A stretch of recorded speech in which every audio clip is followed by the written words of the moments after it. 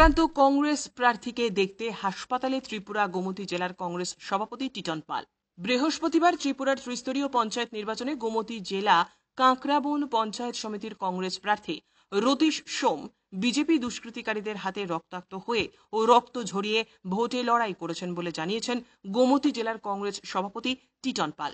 গতকালকে ত্রিপুরার যে ত্রিস্তর পঞ্চায়েত নির্বাচন সেখানে অনুষ্ঠিত হয়েছে। সেই নির্বাচনে শাসক দল সম্পূর্ণ পরিকল্পিতভাবে উদয়পুর মহকুমার প্রত্যেকটা জায়গায় প্রত্যেকটা ভোট কেন্দ্র দখল করে গণহারে সেখানে ছাপ্পা ভোট দিয়েছে। কাঁকড়াবন বিধানসভা কেন্দ্রের আমাদের জেলা পরিষদের প্রার্থী নিত্যগোপাল সাহার উপর অপরিচিতভাবে আক্রমণ করা হয়েছে, গাড়ি ভাঙা হয়েছে এবং মোবাইল টাকা ছিনতাই করা হয়েছে।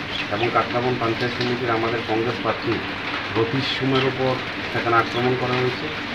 ওনাকে রক্তাক্ত অবস্থায় এলাকার সাধারণ মানুষ তুলামুড়া হাসপাতালে সেখানে ভর্তি করেছেন। আজকে আমরা জেলা কংগ্রেসের একটা প্রতিনিধি দল আমরা এসেছি রতীশ সোমকে সেখানে দেখার জন্য তুলামুড়া হাসপাতালে। ওনার স্বাস্থ্যের খবর নিলাম।